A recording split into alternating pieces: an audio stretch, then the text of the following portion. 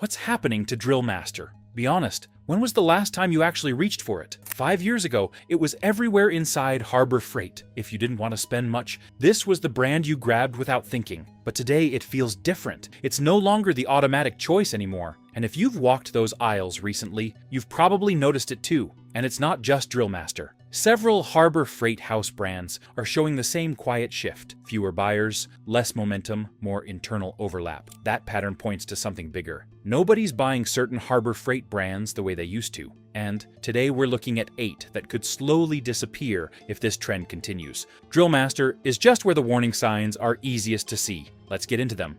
Brand 1. Drillmaster.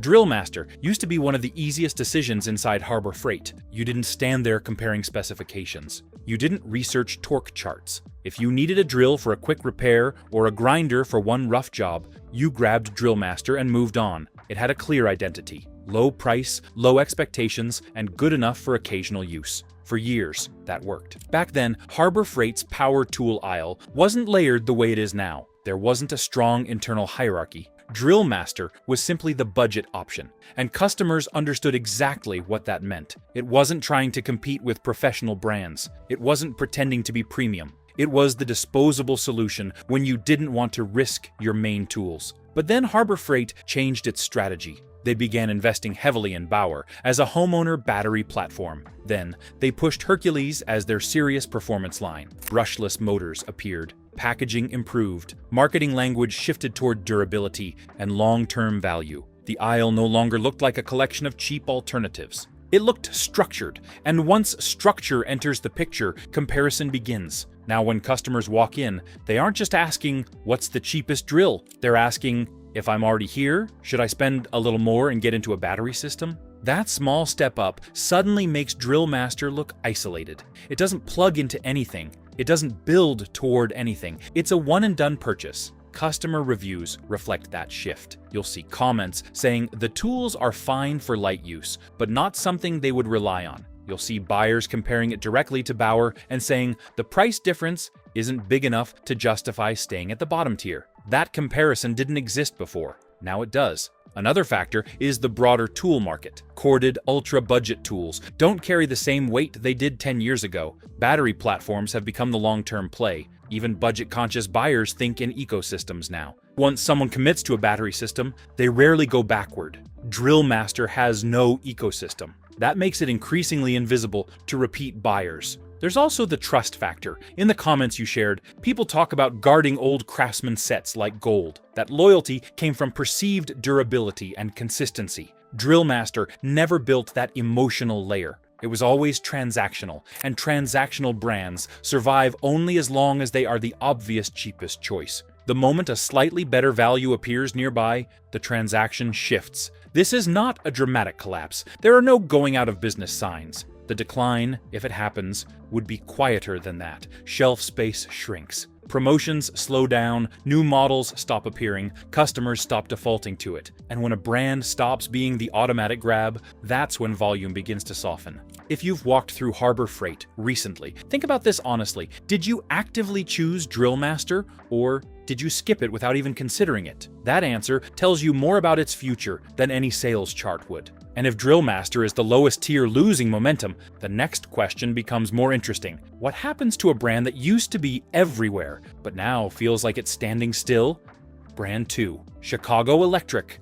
Chicago Electric was one of the original pillars of Harbor Freight's power tool identity. Long before Bauer and Hercules started competing for attention, Chicago Electric filled the shelves with corded drills, miter saws, grinders, and specialty tools at prices that made people pause. It wasn't about refinement, it was about accessibility. If you needed something affordable and immediate, Chicago Electric was there. For years, that was enough. But the market moved, and Chicago Electric didn't move with it fast enough. While competitors outside Harbor Freight invested heavily in lithium platforms and brushless systems, Chicago Electric remained largely associated with corded tools and older motor technology. At one point, that wasn't a weakness. Corded tools were dependable and simple. Today, though, battery systems dominate buying decisions. When customers walk into the store now, they aren't just asking what works, they're asking what connects. Chicago Electric doesn't connect to anything larger. There's no ecosystem, no expanding family of tools built around one shared battery strategy. That matters more than it used to, because modern buyers think long-term. Even homeowners want to know that today's purchase fits into tomorrow's plan. Chicago Electric feels like yesterday's solution in a battery-first aisle. Customer perception reinforces this shift. Reviews often describe the tools as decent for occasional use, but outdated in design or heavy compared to newer brushless options. Some buyers still prefer corded reliability, especially for stationary shop tools, but that segment is shrinking. Younger buyers entering the market rarely start with corded systems unless they are specifically looking for workshop equipment. There's also the internal pressure. Harbor Freight now positions Bauer as the homeowner upgrade path, and Hercules as the serious performance option. That leaves Chicago Electric in an awkward middle space. It's not premium, and it's no longer clearly the budget leader either. When internal brands overlap without clear separation, one eventually absorbs the other's role. This pattern mirrors what happened to legacy brands in the broader market. Once a company introduces a stronger, more modern line, the older line either evolves or fades. Chicago Electric hasn't fully evolved. It still occupies shelf space, but it doesn't drive excitement. It doesn't anchor loyalty. It feels like a carryover from an earlier phase of Harbor Freight's growth. That doesn't mean it's disappearing tomorrow. It still serves customers who prefer simple, plug-in tools without battery concerns. But growth matters in retail. Brands that stop growing eventually lose visibility. And when visibility declines, so does relevance. If you've noticed Chicago Electric tools sitting longer on shelves or being compared unfavorably to Bauer in conversations, you're seeing that shift in real time. And if entry-level corded tools are feeling dated, the next question becomes even sharper. What happens to the ultra-budget consumable line when the entire market is flooded with cheaper alternatives online? That brings us to Warrior Brand 3, Warrior. Warrior was designed to dominate one space inside Harbor Freight, the lowest price point on consumables and entry-level accessories. Sanding discs, cut-off wheels, drill bits, flap discs, oscillating blades, even basic hand tools. If you were doing a rough job, something temporary, or something you didn't want to waste your good tools on, Warrior was the easy grab. For a long time, that clarity helped it sell. The expectation was simple. You weren't buying premium longevity, you were buying affordability. If a sanding disc wore out faster, you didn't complain, you expected it. That mindset protected the brand, but the market shifted in a way that makes Warrior more exposed than before. Consumables became a global commodity. Online marketplaces flooded the space with bulk packs of blades and discs at prices that undercut even budget retail. When buyers can order a 50-pack of cut-off wheels online and have it delivered, price alone stops being a strong moat. The decision becomes about consistency and reliability. And this is where Warrior feels pressure. Customer reviews often describe it as fine for light use, which sounds harmless. But that phrase hides something important. Light use implies limits. It suggests buyers don't fully trust it for demanding work. When trust is partial, repeat purchases become conditional. There's also internal competition building quietly. Harbor Freight expanded Bauer accessories and Hercules consumables. Those lines carry stronger quality signaling, even if the price is slightly higher. Once a customer stands in the aisle and compares packaging, branding, and perceived durability, the gap feels narrower than it used to. If the difference is only a few dollars, many buyers step up. That's how erosion begins. Not with a dramatic drop, but with small upgrades happening at scale. Another factor is tool saturation. Many homeowners already have drawers full of bits and blades. Repeat sales depend on either heavy usage or dissatisfaction with current stock. If Warrior doesn't outperform expectations, the customer remembers. And consumables are where performance memory is sharpest. Warrior still moves volume. It still fits the emergency purchase scenario. But brands built purely on cheap have to constantly defend that lane.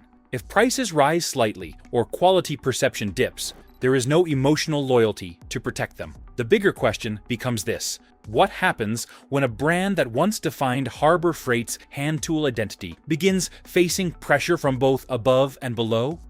Brand 4, Pittsburgh. Pittsburgh is one of the most important brands Harbor Freight ever built because it became the replacement for something a lot of homeowners lost: the old, simple trust of walking into a store with a broken hand tool and walking out with a new one.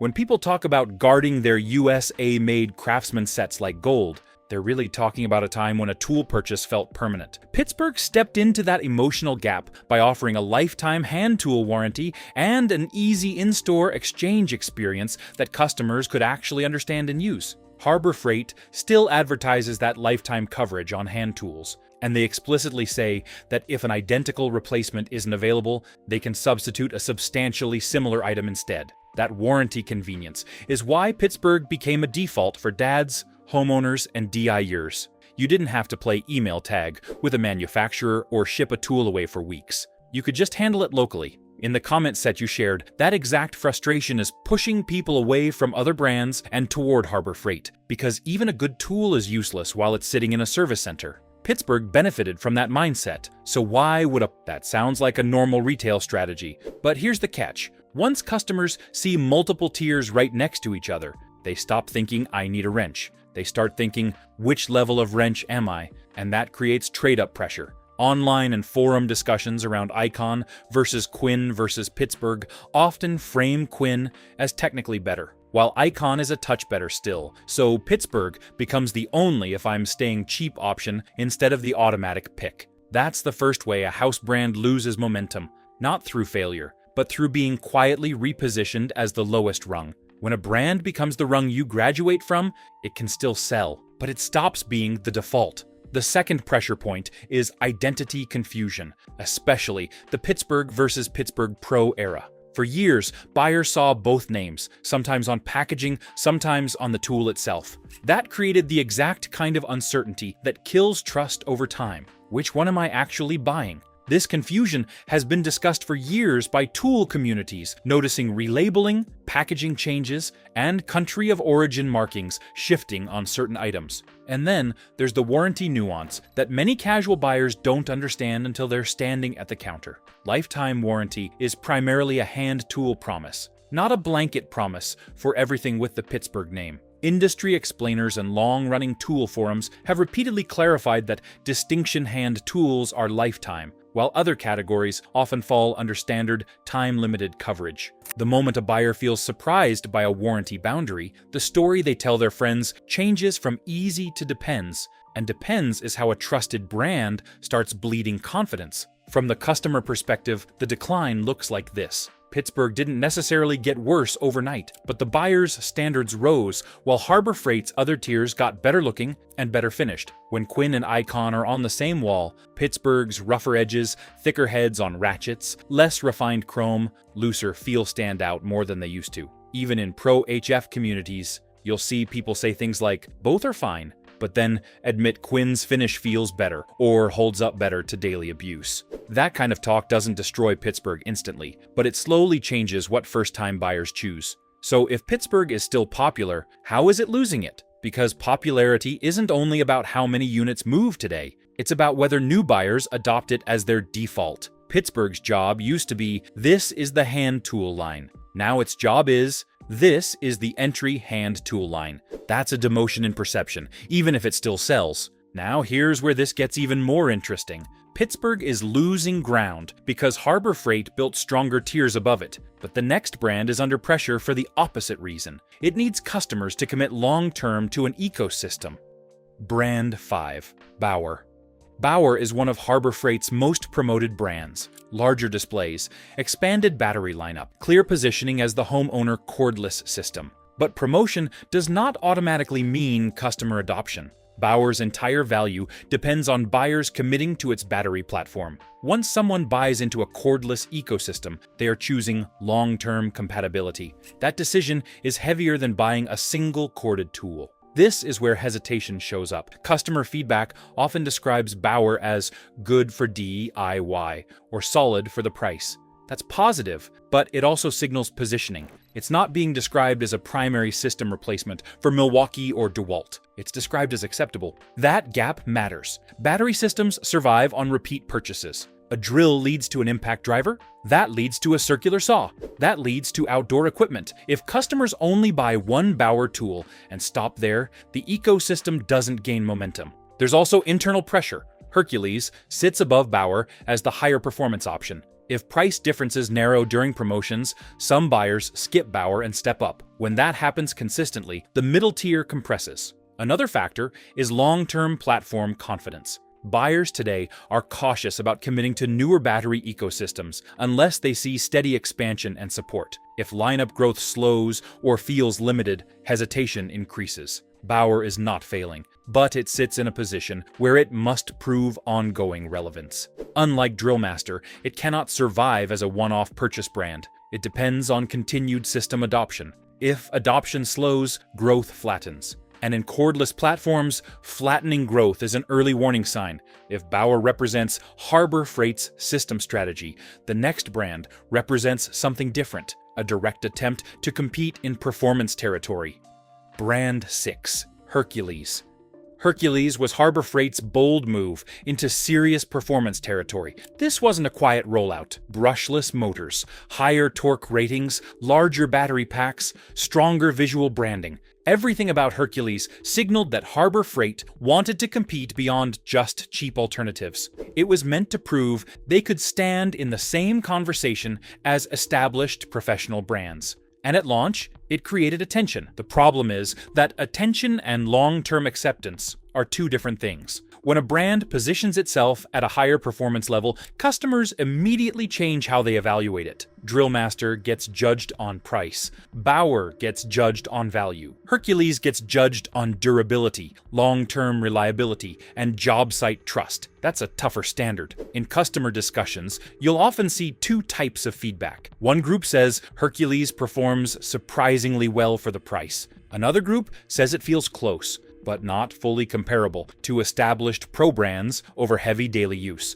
That split perception is important. Premium tier brands cannot live in almost. They either win trust or they stall. There's also internal positioning pressure. Bauer already serves the homeowner cordless market. If a buyer is budget focused, they often stay with Bauer. If they're brand loyal to Milwaukee or DeWalt, they may not switch systems at all. That leaves Hercules competing for a narrow group of buyers, willing to test a performance alternative without decades of brand history behind it. Performance credibility isn't built in a year. It's built through long-term field use. Professionals don't switch lightly. Once they've invested thousands into a platform, changing requires strong justification. That means Hercules must not only perform well, it must consistently outperform expectations to convert skeptics. It's not declining because it's weak, it's under pressure because expectations are high. If adoption becomes steady and repeat purchases follow, Hercules strengthens its position. But if buyers try one tool and stop there, the ecosystem plateaus.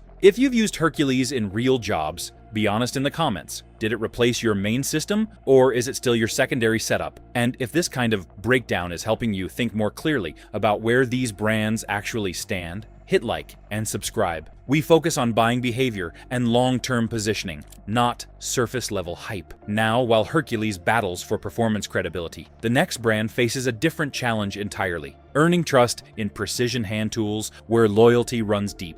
Brand 7, Doyle. Doyle was Harbor Freight's move into higher-end hand tools, especially pliers, cutters, and electrician-style tools. This wasn't about competing with entry-level hardware store brands. Doyle was aimed directly at names like Klein and Knipex, where precision, grip quality, and long-term durability matter. That's a different battlefield. When someone buys a set of pliers, they don't replace them often. These tools last years, sometimes decades. In the comments you shared earlier, buyers talked about still using hand tools from the 1960s and 1970s. That mindset is still alive in this category. People don't casually experiment with precision hand tools. They stick with what they trust. Doyle entered that space with improved fit and finish compared to older Harbor Freight lines. Cleaner machining, better grips, tighter tolerances. On paper, it positioned itself as a serious alternative at a lower price point, but breaking into a loyalty-driven category is slow. Customer feedback often says Doyle tools are surprisingly good for the price.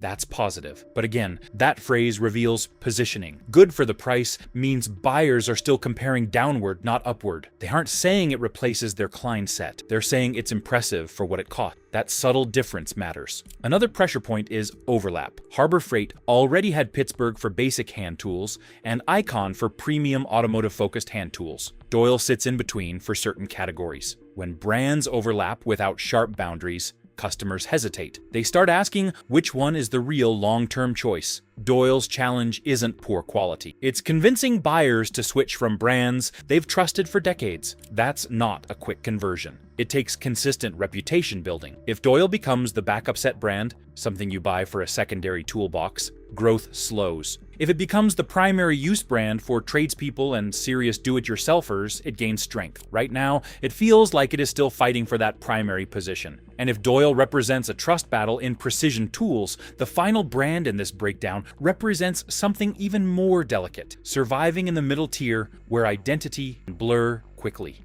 Brand 8, Quinn.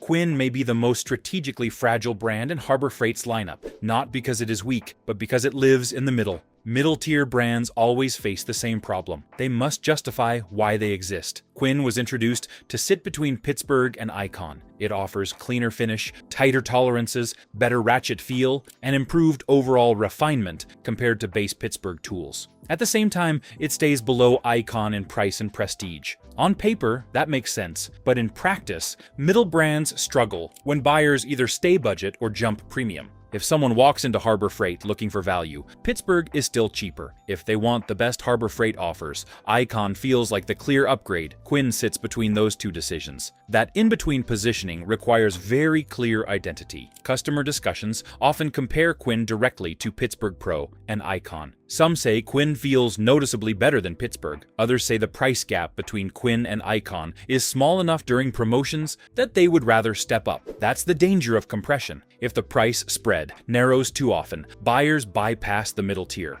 Another factor is brand clarity. Icon has a strong performance message. Pittsburgh has the long-standing value identity. Quinn's message is less defined. It's better than base, but not premium. For some buyers, that's enough. For others, it feels transitional, like a stepping stone rather than a destination. And stepping stone brands rarely dominate long-term. The risk for Quinn is not immediate collapse. The risk is gradual cannibalization. If Pittsburgh absorbs budget buyers and Icon absorbs aspirational buyers, Quinn must constantly prove it offers something distinct. Middle brands survive only if customers can clearly articulate why they chose them. If you bought Quinn recently, was it a deliberate choice or simply what was available in the set you needed? Because when identity becomes blurred, shelf space eventually follows. So, what is really happening here? Harbor Freight is not collapsing. These brands are not vanishing overnight. What is happening is repositioning. Drillmaster faces relevance pressure in a battery-driven market. Chicago Electric feels anchored in an earlier corded era. Warrior fights in a saturated consumables category. Pittsburgh is being compressed by stronger tiers above it. Bauer depends on long-term ecosystem trust. Hercules carries high performance expectations. Doyle must win loyalty in a conservative category. Quinn must justify its place in the middle. Retail extinction rarely looks dramatic. It looks like slower expansion, fewer new releases, less promotional emphasis, more internal overlap. If you pay attention to where shelf space grows and where it shrinks, you can often see the direction before the clearance signs appear. And that's the real point of this breakdown. If this helped you see these brands differently, like the video, and subscribe for more straight, no hype breakdowns.